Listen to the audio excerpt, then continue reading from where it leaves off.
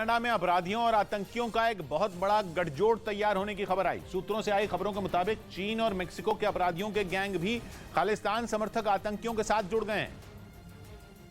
जो कनाडा में मौजूद पंजाबी गायकों से अवैध वसूली के धंधे में लगे हैं। मेक्सिको के कई गिरोह कनाडा में ड्रग्स के कारोबार से जुड़े हैं। चीन के कुछ गिरोह भी लंबे वक्त से कनाडा में नशे के सौदागर बने हुए हैं। खबर है कि ये गैंग खालिस्तान समर्थक आतंकियों का साथ दे रहे हैं और उनके साथ आईएसआई भी इस गठजोड़ में शामिल है। मतलब मेक्सिको के गैंग, चीन के गैंग, पाकिस्तान की खुफिया एजेंसी और खालिस्तानी आतंकी, चारों का ये कॉकटेल कनाडा में अवैध वसूली का धंधा चला रहा है।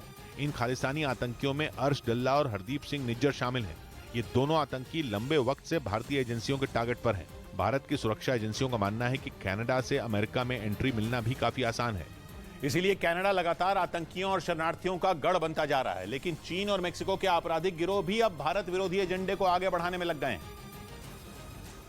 जिसके कारण कनाडा में मौजूद पंजाब के कारोबारी और गायक दहशत के साए में जी रहे हैं। दावा तो यहां तक है कि पंजाबी गायक कनाडा से भारत आने में भी घबराते हैं और भारत आने के बाद उन्हें कनाडा जाने में भी डर लगने लगा है। पंजाब के गायकों को मारने का बम्बीहा गैंग का प्लान भी सामने आ चुका है। बम्बीहा गैंग ने मनकीरत औलख और बब्बू मान की हत्या की साजिश रची थी, लेकिन 7 गैंगस्टर गिरफ्तार होने के बाद प्लान फेल हो गया था। पकड़े गए गैंगस्टर लकी पटियाला से जुड़े थे, जिसका खालिस्तानी आतंकी अर्श डल्ला से सीधा कनेक्शन माना जाता है।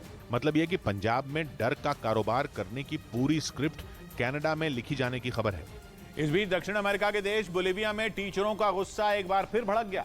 उन्होंने शिक्षा नीति में बदलाव की मांग को लेकर राजधानी लापास में विरोध प्रदर्शन किया और इस दौरान उनकी पुलिस वालों से हिंसक झड़प हो गई, जिसके बाद हालात इतने बिगड़ गए कि पुलिस को उन्हें काबू करने के लिए आंसू गैस के गोले और रबर की गोलियां दागनी पड़ी। पुलिसकर्मियों ने प्रदर्शनकारी टीचरों की भीड़ को तितर-बितर करने की कोशिश की। कुछ पुलिस वालों ने तो प्रदर्शनकारियों को खदेड़ने के लिए उन पर मिर्च का पाउडर भी डाल दिया, लेकिन इसके बाद तो प्रदर्शनकारी टीचर और ज्यादा उग्र हो गए।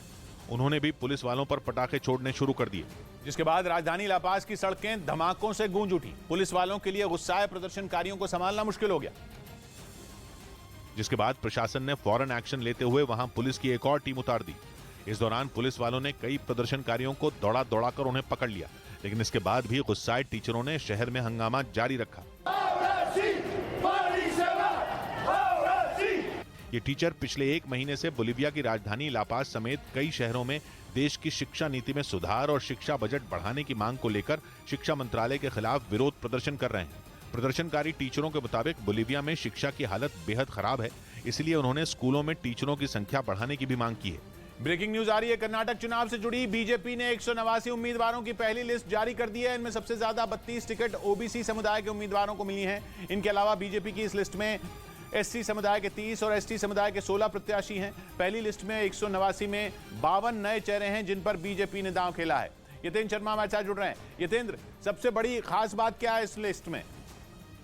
देखिए, खास बात यह है कि इसमें पिछड़े चेहरों को ज्यादा मौका दिया गया और पहली जो 189 लोगों की लिस्ट बीजेपी जारी कर रही है, ये नहीं, येडियुरप्पा और मुंबई के लिहाज से अगर देखा जाए तो देखिए, येदियुरप्पा और मुंबई के लिहाज से देखें तो येदियुरप्पा के बेटे को इस बार मौका दिया, क्योंकि काफी कश्मकश का दौर चला है। केंद्रीय चुनाव समिति की मीटिंग होने के बाद भी 2 दिन लग गए बीजेपी को ये लिस्ट जारी करने में।